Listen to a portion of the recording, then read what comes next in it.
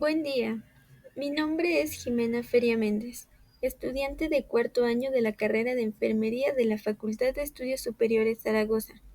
Bienvenidas y bienvenidos a la presentación del tema Proceso de atención de enfermería al niño pretérmino. ¿Qué contenido vamos a abordar? Generalidades de la teoría del déficit de autocuidado de Dorothea Orem y su aplicación al neonato.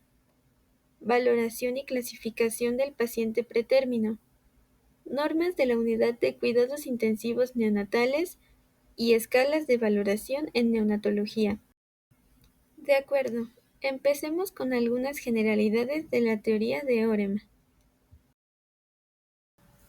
Orem estableció la teoría del autocuidado como un modelo general compuesto de tres teorías relacionadas entre sí: la teoría del autocuidado, la teoría del déficit de autocuidado y la teoría de los sistemas de enfermería. De acuerdo a esto, la teoría asegura que todos los individuos necesitan satisfacer una serie de requisitos para mantener la vida, la salud y el bienestar. Podemos afirmar que el cuidado es la práctica de actividades que los individuos realizan personalmente en favor de sí mismos para mantener la vida, la salud y el bienestar. Los seres humanos nos distinguimos de otros seres vivos por la capacidad de reflexionar sobre nosotros mismos y sobre nuestro ambiente, y por hacer cosas que son benéficas para nosotros y para los otros. Podemos decir que la capacidad y habilidad de satisfacer estas necesidades dependen de las habilidades cognitivas y motoras, del nivel emocional de cada individuo y de las influencias culturales y familiares de la persona. Es por eso que se debe evaluar la capacidad de las personas para atender los requisitos de su autocuidado. Las necesidades de autocuidado fueron clasificadas en tres teorías o requisitos que deben ser satisfechos. Estos son los requisitos universales de autocuidado, los requisitos de autocuidado para el desarrollo y los requisitos de desviaciones de la salud.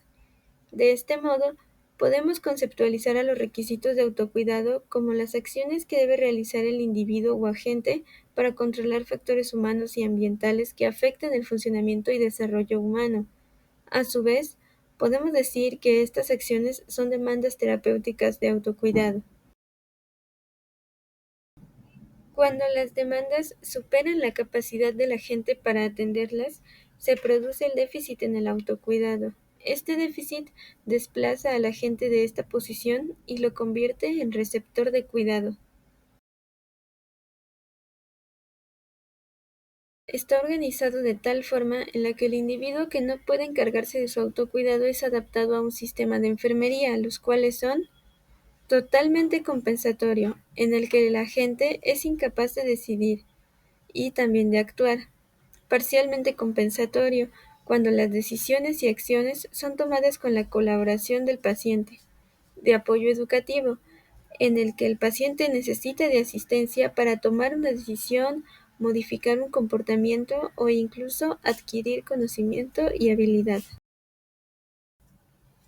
Y bueno, ¿cómo aterrizar la teoría de Orem en el paciente neonato?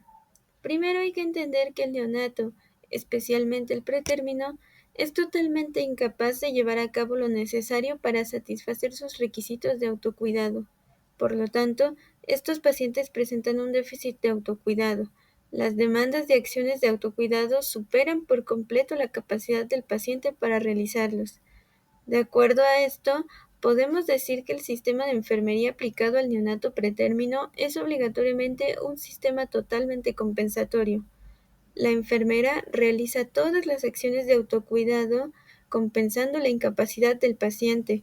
Esto incluye todas las actividades de monitorización, soporte vital, alimentación y protección del ambiente. Al abordar al neonato, se sugiere que se integre a la familia de manera activa en torno a las necesidades del paciente. Esta integración forma parte de las intervenciones de enfermería. La familia debe recibir información acerca de las características físicas según la edad gestacional y de los comportamientos del menor. También deben ser instruidos para aprender a observar cuidadosamente al recién nacido y, con todo esto, reconocer señales iniciales de fatiga y estrés, interpretar correctamente sus comportamientos y responder adecuadamente a estos. Junto con la capacitación, Los padres podrán participar en la toma de decisiones y en la elaboración y evaluación de planes de cuidado. A la luz de la teoría de Orem, los recién nacidos son capaces de solicitar ayuda desde el primer minuto de su nacimiento, y su sobrevivencia depende de la habilidad para comunicar sus necesidades y de la destreza de los agentes para interpretarlos adecuadamente. Un ejemplo de esto podemos aterrizarlo en el aumento de la agitación que podría evidenciar la necesidad de alimentarlo. Otro ejemplo lo podríamos ver en un neonato que presenta episodios de apnea y bradicardia durante un procedimiento, lo que podría indicar que no lo tolera. Estas son las primeras manifestaciones de su capacidad para el autocuidado. Ahora vamos a hablar acerca de la clasificación del recién nacido pretérmino. Primero vamos a definirlo. La OMS define al prematuro como recién nacido de peso inferior a 2.500 gramos y nacido antes de la semana 37 de gestación.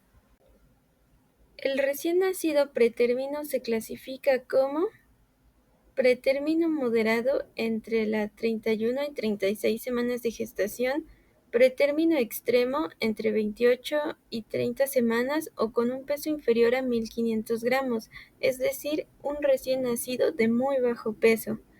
Pretérmino muy extremo, inferior a 28 semanas con un peso inferior a 1.000 gramos, es decir, un recién nacido de bajo peso extremo. ¿Qué factores podríamos considerar causantes de un parto pretérmino? Podemos mencionar varios factores, como enfermedades maternas, entre las que podemos mencionar infecciones graves, nefropatías, cardiopatías y otras enfermedades crónicas. Afecciones obstétricas y ginecológicas. De las principales podemos mencionar la multiparidad, infertilidad previa, mioma uterino, traumatismo durante el embarazo, ruptura prematura de membranas, placenta previa y otras alteraciones placentarias, además de la edad materna menor a 16 años o mayor a 40 años. Causas sociales, entre las que está el bajo nivel social, el trabajo corporal intenso, toxicomanías, tabaquismo, alcoholismo y alimentación insuficiente. Causas fetales, como la gemelaridad, malformaciones congénitas o cromosomopatías, y causas iatrogénicas, siendo estas la inducción precoz del parto, cesáreas selectivas por enfermedades maternas, por mala apreciación de la edad gestacional en la que se sospecha de postmadurez, o por problemas fetales como el sufrimiento fetal grave. ¿Qué características morfológicas podemos observar en el recién nacido pretérmino? En cuanto a su crecimiento, la definición nos establece un peso menor a 2.500 gramos, pero puede superar esta cifra. La pérdida de peso es intensa y su recuperación es lenta. Su longitud normalmente será menor a 47 centímetros, el perímetro cefálico normalmente menor a 33 centímetros y el perímetro torácico menor a 29 centímetros. Presenta hipotonía generalizada con piernas en extensión. Su cabeza es proporcionalmente más grande y redondeada. Las suturas están abiertas y la fontanela mayor es muy amplia. Además, las venas epicraneales están ingurgitadas, por lo que el recién nacido tendrá una apariencia de pseudohidrocefálico. La cara es inicialmente pequeña, afilada y arrugada, dándole un aspecto de viejo. La piel está enrojecida al principio, pero pronto palidece. Si la palidez aparece abruptamente, es un signo de mal pronóstico. En estos pacientes, la ictericia es más precoz, intensa y constante. Por la ausencia de panículo adiposo, se ven los vasos sanguíneos más fácilmente a través de la piel. La cianosis distal es más frecuente, así como los edemas, sobre todo en extremidades inferiores. En cuanto a los genitales, en el niño se puede observar que los testículos no han descendido al escroto, y en las niñas los labios mayores no cubren a los menores, lo que suele dar el falso aspecto intersexual de los genitales. Vamos a hablar de las características funcionales del recién nacido pretérmino. Lo más destacable es el aparato respiratorio, debido a que en conjunto las afecciones respiratorias son la principal causa de morbilidad y mortalidad en este tipo de pacientes.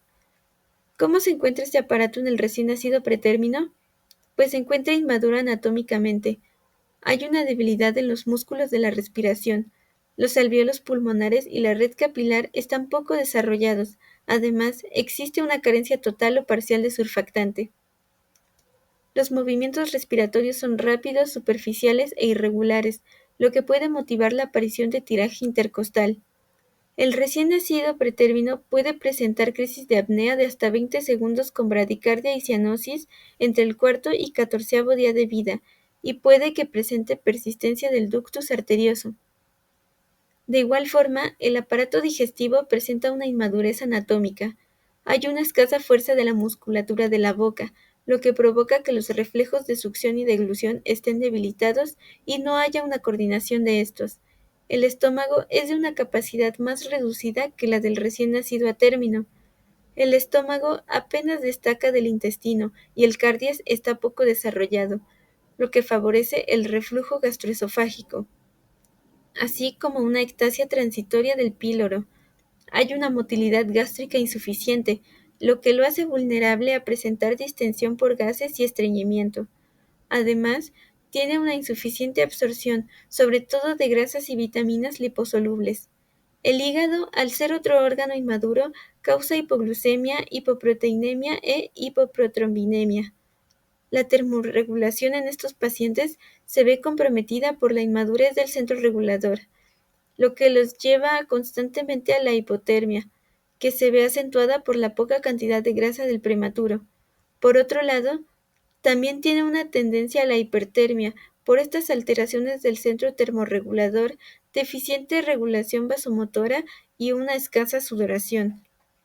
El recién nacido pretérmino muestra una tendencia a la acidosis, que es parte de la causa de la somnolencia y su apatía por el alimento.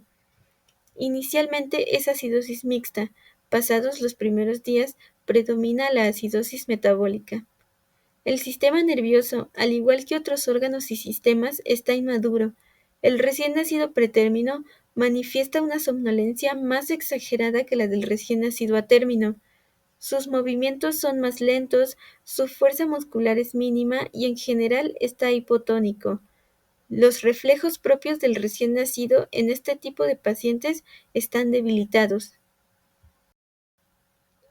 En cuanto a los órganos de los sentidos, el más afectado es el ojo, el cual tiende a la retinopatía del prematuro. El uso de antibióticos aminoglucósidos y diuréticos implican un riesgo de sinergismo tóxico para el oído, lo que puede provocar sordera.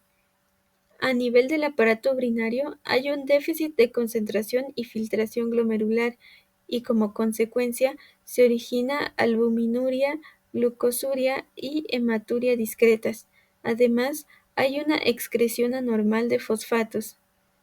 El sistema inmunitario se encuentra inmaduro y la protección de las barreras epidérmicas y mucosas no es satisfactoria. Las complicaciones principalmente observadas en el recién nacido son hipotermia, hipotensión arterial, neumonía e infecciones relacionadas a la tensión, hilo paralítico, hipoglucemia e hiperglucemia, hiperbilirrubinemia, hiperazoemia, hemorragias, crisis de apnea, acidosis metabólica y respiratoria, tapón meconial, persistencia del ductus arterioso, intolerancia alimentaria, anemia del prematuro, retinopatía del prematuro, osteopenia del prematuro, leucomalacia periventricular, hipoacusia, entre otras. La valoración de enfermería se centra en la identificación de alteraciones en las funciones vitales del recién nacido pretérmino. Como parte de las funciones vitales está la identificación de problemas relacionados con la termorregulación, respiración, alimentación, seguridad y protección. Vamos a hablar ahora acerca de las normas de la Unidad de Cuidados Intensivos Neonatales. Es importante mencionar la norma que regula las unidades de cuidados intensivos, ya que el recién nacido pretérmino normalmente es atendido en estas unidades. La norma oficial mexicana 025 SSA3-2013 para la organización y funcionamiento de las unidades de cuidados intensivos es una norma de observancia obligatoria para los establecimientos, personal profesional y técnico del área de la salud del sector público, social y privado que proporcionen servicios en unidades de cuidados intensivos. De acuerdo a esta norma, en el apartado 5, entendemos que las unidades de cuidados intensivos en general deben contar como mínimo un fácil acceso desde áreas de cirugía, tococirugía, urgencias y hospitalización, un filtro de acceso a familiares para lavarse las manos y colocarse barreras de protección, paredes, pisos y techos de material liso, resistente y lavable. En cada módulo, contar con al menos 16 contactos eléctricos de grado médico. En cada cubículo, contar con 2 tomas fijas para suministro de oxígeno, una toma fija de aire comprimido y al menos 2 tomas fijas de aspiración controlada y canastilla con frasco empotrado a la pared. Contar con al menos un cubículo o módulo de aislamiento. Los cubículos deben estar ubicados preferentemente en torno a la central de enfermería para facilitar la vigilancia de los pacientes y la atención rápida en caso de alguna emergencia. Tener un sistema de control térmico y de ventilación que mantenga la temperatura ambiental en un rango entre 24 y 28 grados centígrados. La humedad del aire debe ser entre 30 y 60% dependiendo la región. ¿Qué establece la norma específicamente con la UCIN? De acuerdo al apartado 6.3, establece que el personal de enfermería que preste sus servicios debe tener de preferencia una especialidad en atención del paciente neonato. Puede contar solo con la licenciatura con título o también se considera el personal técnico con diploma expedido por una institución de educación media superior o de salud. El personal de enfermería de la UCIN debe acreditar el curso taller de reanimación neonatal. En caso de que estén adyacentes a la UCIN las unidades de cuidados progresivos como cuidado intermedio neonatal, cunero patológico o crecimiento y desarrollo, estas deberán estar separadas con una barrera física. El espacio entre incubadoras debe ser de al menos 2 metros y cuando se trate de un módulo debe haber un área libre de 2.4 metros. Debe contar con un área que tenga dimensiones de al menos 6 metros cuadrados, donde las madres puedan estar sentadas para la extracción de leche en condiciones de privacidad por medio de cortinas o mamparas. Los ruidos de la UCIN no deben exceder los 45 decibeles de manera continua. Los ruidos transitorios no deben exceder los 65 decibeles. Para la entrada de luz natural, debe contar con ventanas cubiertas de material antirreflejante y deben estar a una distancia mínima de 0.6 metros de las cunas. Para la luz ambiental artificial, se debe contar con controles para cada módulo que permitan regular la intensidad y apagado inmediato. Se debe evitar la exposición directa de los ojos del recién nacido a todo tipo de luz. La norma no solo nos da características mínimas de la UCIN, sino que también nos proporciona los criterios de ingreso, egreso y exclusión. Dentro de los criterios generales de ingreso a la UCIN están pacientes menores de 30 días de vida extrauterina que presenten inestabilidad de algún aparato o sistema que comprometa la vida, que requieran de ventilación mecánica y tengan posibilidades de recuperación. Nacido a término gravemente enfermo, prematuro o que presente desnutrición intrauterina con peso menor a 1.500 gramos al nacer, malformaciones congénitas mayores que sean compatibles con la vida, urgencias quirúrgicas, tumores, errores innatos del metabolismo, intoxicaciones. Ahora, ¿cuáles son los criterios de exclusión para el ingreso a la UCIN? Pacientes neonatales no recuperables con múltiples malformaciones congénitas o síndromes genéticos incompatibles con la vida. En cuanto a los criterios de egreso, la norma menciona cuando el paciente neonatal ya no requiera de ventilación mecánica asistida y se encuentre estabilizado hemodinámica, ventilatoria y metabólicamente, también por defunción. Continuando con otras normas, es oportuno mencionar a la Norma Oficial Mexicana 007 SSA2-2016 para la atención de la mujer durante el embarazo, parto y puerperio y de la persona recién nacida. En su apartado 5.7 menciona que todo establecimiento para la atención médica que proporciona atención obstétrica debe tener reglamentados procedimientos para la atención de la persona recién nacida. Estos incluyen reanimación neonatal de ser necesaria, manejo del cordón umbilical, valoración de Apgar, Valoración de Silverman-Anderson. Prevención de cuadros hemorrágicos mediante la administración de vitamina K 1 miligramo por vía intramuscular. Prevención de oftalmopatía purulenta mediante la administración de antibiótico local. Exámenes físicos y antropométricos completos. Valoración de la edad gestacional o madurez física y neuromuscular a través de la valoración de Capurro o Bayard. Favorecer el alojamiento conjunto. Ofrecer las condiciones para que las madres puedan practicar la lactancia materna exclusiva, excepto en casos médicamente justificados. Promover que la persona recién nacida de bajo peso sea alimentada con leche de su propia madre. Ahora hablemos de la norma oficial mexicana 034 SSA2-2002 para la prevención y control de los defectos al nacimiento. Esta define defecto de nacimiento como cualquier anomalía del desarrollo anatomofuncional, del crecimiento, maduración, metabólico presente al nacimiento, notorio o latente, que interfiera la correcta adaptación del individuo al medio extrauterino en los aspectos biológicos, psíquicos y sociales, que sean capaces o no de ocasionar la muerte o discapacidad para crecer y desarrollarse en las mejores condiciones en alguna etapa del ciclo vital. Un factor de riesgo para presentar defectos al nacimiento es el parto prematuro.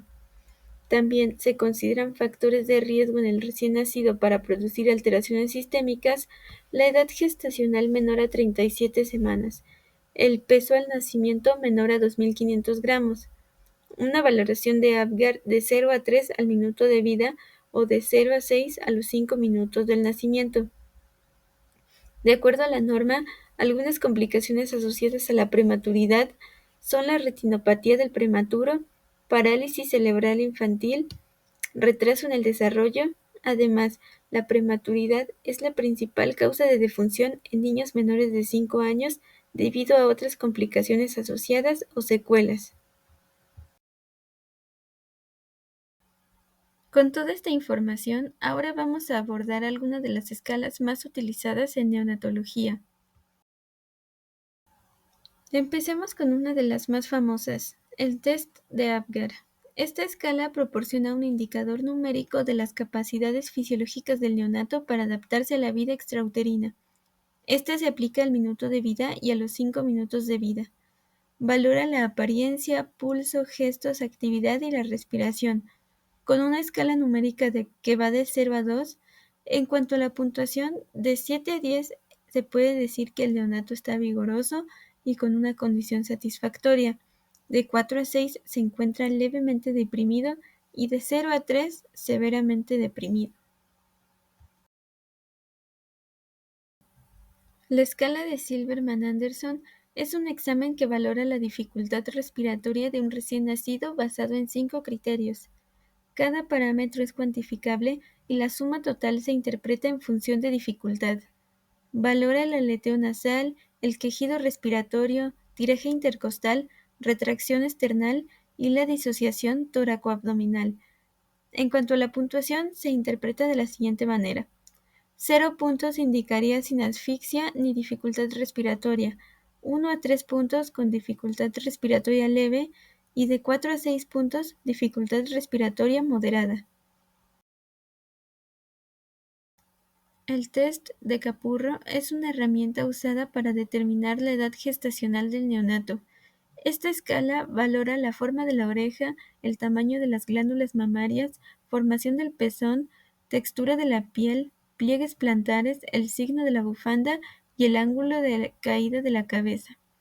Para obtener un resultado, se debe hacer una observación minuciosa al neonato, asignarle una puntuación a los resultados encontrados y usar la siguiente fórmula. El total de puntos obtenidos del test más 204 entre 7. Esto nos va a dar la edad gestacional. Los rangos de edad gestacional van desde el postmaduro al prematuro extremo.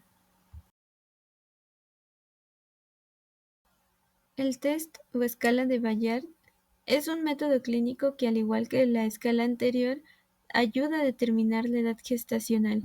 Evalúa criterios neuromusculares y físicos, entre ellos está la postura, el ángulo de la muñeca, el retroceso del brazo, ángulo popliteo, signo de la bufanda, relación talón-oreja, características de la piel, cantidad de lanugo, superficie plantar, características de la mama, características del ojo y oído y características de los genitales.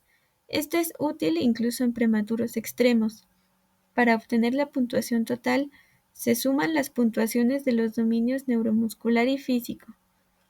Nos puede arrojar puntuaciones en números negativos, en el que el máximo sería -10, es decir, un prematuro de 20 semanas, y dentro de la puntuación positiva el máximo sería 50, es decir, un neonato de 44 semanas. La escala CRIES es empleada para evaluar el dolor postoperatorio. Evalúa los siguientes parámetros: llanto, FiO2, frecuencia cardíaca y tensión arterial, expresión y el periodo de sueño del neonato. En esta escala, a mayor puntuación, mayor dolor. Si la puntuación es mayor o igual a 5, debe considerarse la administración de analgesia. La puntuación máxima es de 10 puntos.